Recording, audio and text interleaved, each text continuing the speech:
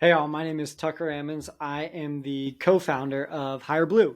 And today we're going to talk about a HVAC technician's favorite concept, and that is construction math, more specifically geometry. In all seriousness, though, if you are not a fan of math and you weren't that great at it in high school or college, don't worry. We're going to be covering these geometrical concepts at a pretty high level. But I will say you do need these to be successful as an HVAC technician. So we're going to go over really two main things: calculating the area and volume of different shapes. And as an HVAC technician, you're going to need to know area and volume for a few things. You're going to use these geometrical concepts to help you read scale drawings and schematics of HVAC systems, to plan drainage systems. If you're in installation, you're going to use it to install ductwork as well as HVAC systems in general. And then you're going to be using volume a lot because you're working with refrigerant, and refrigerant comes in cylinder containers. So you need to know how that is calculated as well. So let's start by talking about area of two-dimensional shapes.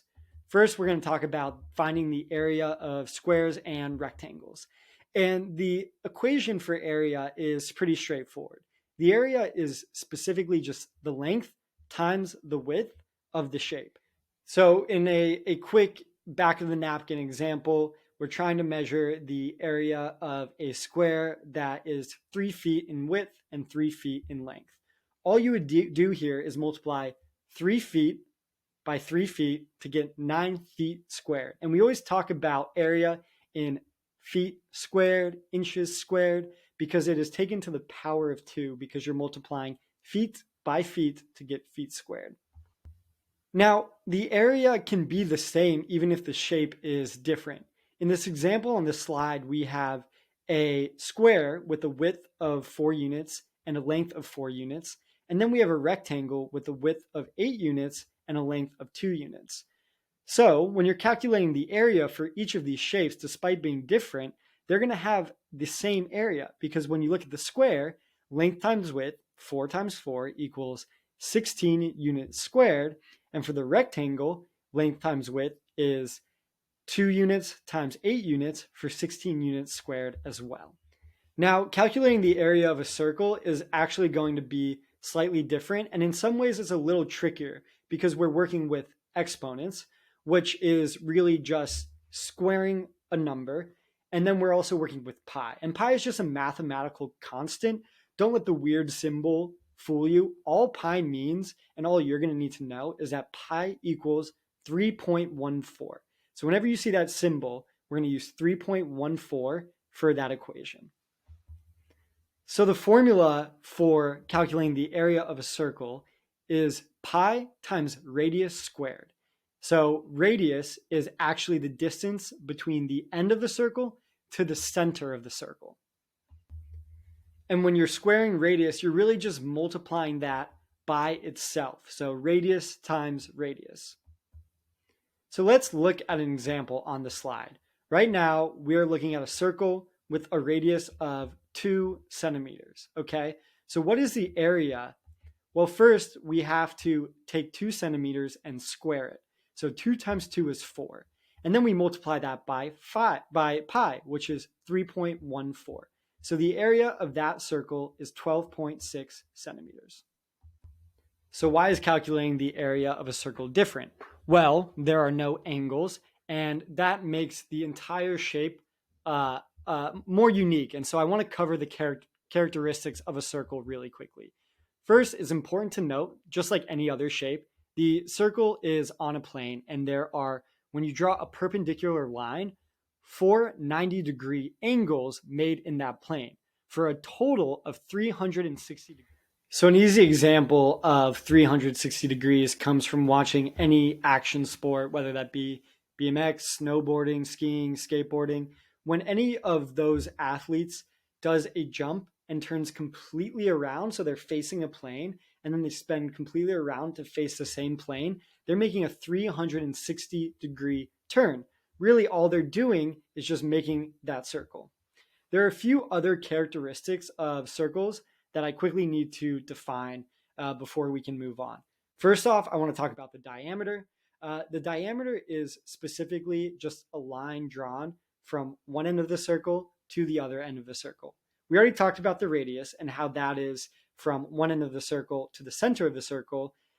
The diameter is just two radiuses. So the equation to find the diameter is 2 times the radius. Simple enough. And then the final concept I just want to have you understand so you get the full terminology is the circumference. The circumference is purely just the distance around the entire circle. So if you were to trace a line around the entire circle and measure that, that is the circumference. All right, so far we've been focusing on two-dimensional shapes. Now we're going to start talking about three-dimensional shapes, right? So instead of squares, we're going to be talking about prisms. Instead of circles, we're going to be talking about cylinders. And instead of area to calculate the space that a shape takes up, we're going to be looking at volume. So volume is a similar concept to area, except that the calculation is used for three-dimensional shapes, and it's defined as the amount of space occupied by three-dimensional objects. Now, when you're calculating volume, it can be used in a variety of ways in HVAC. The first two that come to mind is first you use volume to calculate the cooling load. So when you're calculating the load for a house, an estimator, typically they're going to need to know the volume of each room to determine how air changes, which will affect the way they calculate for airflow. The second thing that HVAC technicians need volume to do is to mix antifreeze with water. When you're working with a hydronic system, it's necessary to mix antifreeze with water in a proportion to the volume of the pipes to make sure the ratio is correct. So you need to know the volume of the cylinder-shaped pipes. All right, so let's go through these concepts quickly because I think you'll understand them pretty fast. So the volume of a prism, like a cube, is literally just length times width times height. So the area of a square was length times width, but volume is length times width times height. So all we need to know is the height as well. So in the example on this slide, right, you have a width of 6 feet, a length of 4 feet, and a height of 5 feet. So to find the volume, you multiply all three of them, 120 feet cubed. So literally, you always want to express the system of measurement as cubes. So it's to the third power. So feet cubed, inches cubed, etc. And then when you're looking at a cylinder, right, when you calculate the area of a circle, you're calculating pi times radius squared.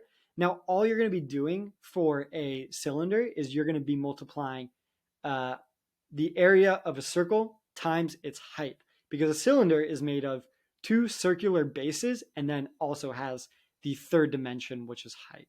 So the area of a circle, pi times radius squared, and then you multiply that height to get the volume of a cylinder. In the example I have, right, we have a radius of 3 inches and a height of 8 inches. So what does that look like when you're trying to find the volume? First, you have to calculate the area of a circle, which is just 3 squared times pi. And then you multiply that by 8. So it's pi times 3 squared, which would be 9, times 8. And what you get there is a cylinder's volume of 226.1 inches cubed. Remember, you got to define it as to the third power, so you say it's cubed. All right, there you have it. That is how you calculate area and volume. In the future, we're going to be covering angles and triangles as well, which is really important in construction. Thank you.